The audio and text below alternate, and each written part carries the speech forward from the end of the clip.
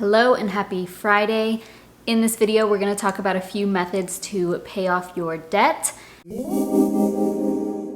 I have talked about a couple of these in another video. I will link that video down below. It's all about getting started on your debt-free journey.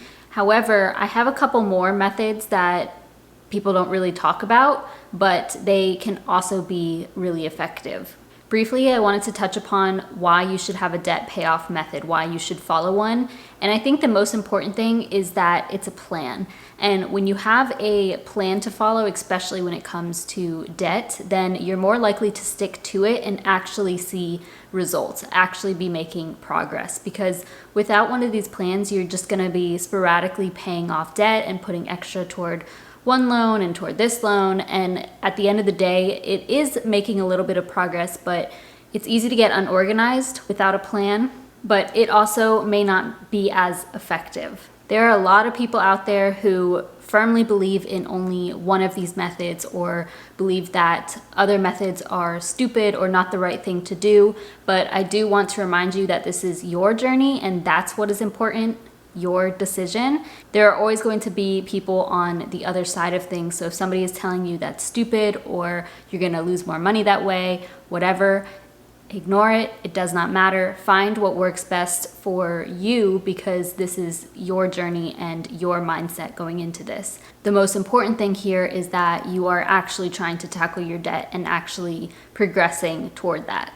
The first two that we're going to cover are very common. The most common is the snowball method, and this is taught by Dave Ramsey most popularly.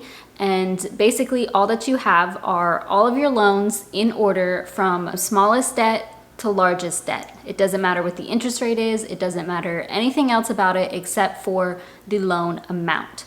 Then once you have your loans listed, you will pay the minimum payment on every single loan except for that smallest loan. That smallest loan, you are going to pay the minimum payment plus any other additional cash that you can put toward it.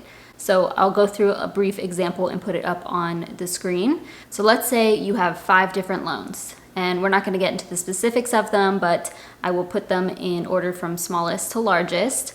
And also you will see the minimum payment for each loan. So loans 2 through 5, you will pay the minimum payment on. Now for loan 1, you will also see a minimum payment. Let's say the minimum payment is $25, but at the end of the month or at the end of your pay period, you have an extra $100 to put to your debt. So you will pay the minimum payments on number 2 through number 5, and that's it. But then for number 1, you will do the $25 minimum payment plus the $100 of extra cash. So that'll be $125. Or if you don't have that $100, you could just pay the $25. The point is you will pay off that first loan, and then once that is paid off, you will snowball into the next highest loan. So that $25 minimum payment on the first loan, now that it's paid off, goes into loan number 2. So you pay loan number 2's minimum payment plus the minimum payment from loan 1. And whatever extra cash you have, and then so on and so forth until all of your loans are paid off. This is a good method to follow if you are somebody who needs to see results more rapidly. So if you have a $500 credit card balance or a $1,000 balance, whatever it is, you will probably be able to pay that off fairly quickly, and you will see this as a huge win. And this helps a lot of people to stay motivated, which is exactly why it's one of the most popular. However, this will probably cost you more money in the long run due to interest, which is where the second method comes in. This is the debt avalanche. Personally, this is the method that I use because it works best for me. Again, with the debt avalanche, you're going to list your loans out, but this time you are going to list the loans from highest interest rate down to lowest interest rate. And you're going to tackle them in the same exact way. So pay the minimum payments on every single loan except for the loan with the highest interest rate, because you will be putting more money to that one until it is paid off and then roll into the second highest interest rate. The debt avalanche will save you money because you will be paying off those high interest rate loans, which of course will then decrease the amount of interest that you pay in the long run. This method will also help you to pay off your debts faster, more than likely. And I also prefer this method because I'm not the type of person who needs those those wins because I look at my debt as a total rather than separate loans. So while I do of course pay my debts by the specific loans, I'm still looking at my progress as my total debt. The third method, I'm not really sure what it's called. I would call it the urgent method. And it's not really talked about often, but I think it's also an important method to consider before even going into the debt snowball or debt avalanche. And this is just basically where you list your loans from most urgent to least urgent. And then once you pay off those urgent ones, you can go to your debt snowball or debt avalanche. So what exactly do I mean by urgent? So I would say if you owe money to the IRS, that's pretty urgent. If you owe your family member or friends money, that can cause a lot of tension in a relationship. You could probably prioritize that first, even if there's not interest being accrued on it because it's your mom or your sister or whoever.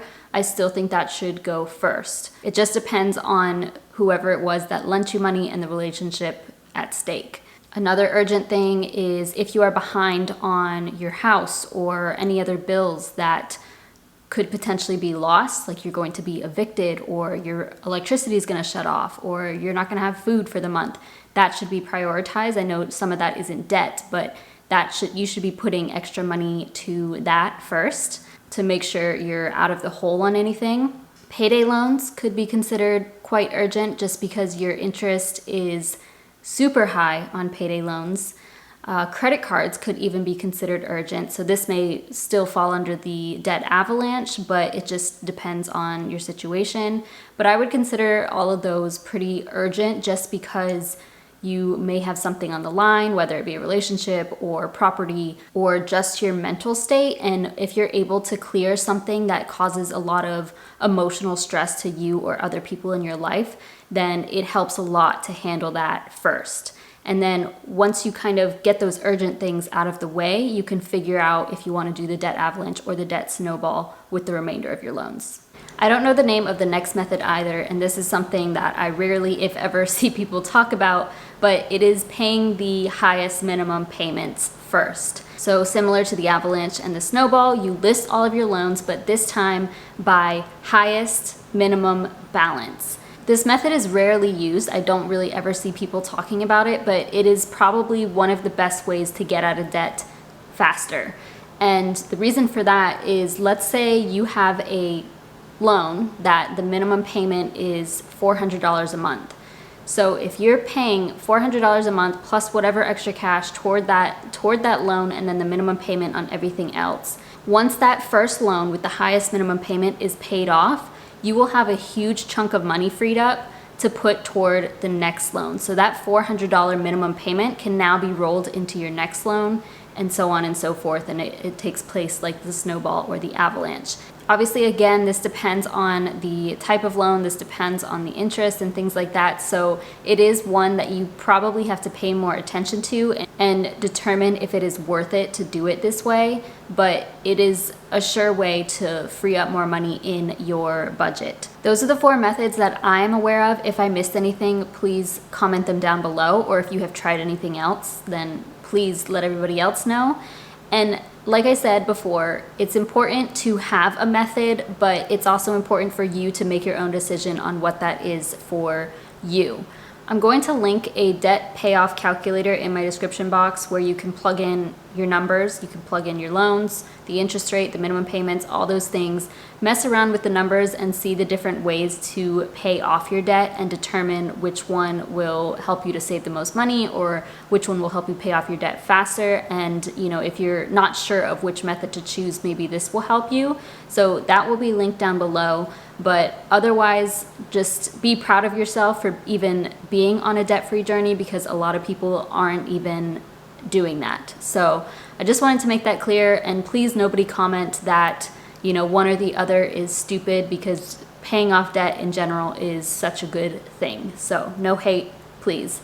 If you don't have any other methods to share, then please just comment down below which method you prefer to use. But that is it for this video. Thank you as always for watching. Please give this video a thumbs up, subscribe if you haven't already, and I will see you next week.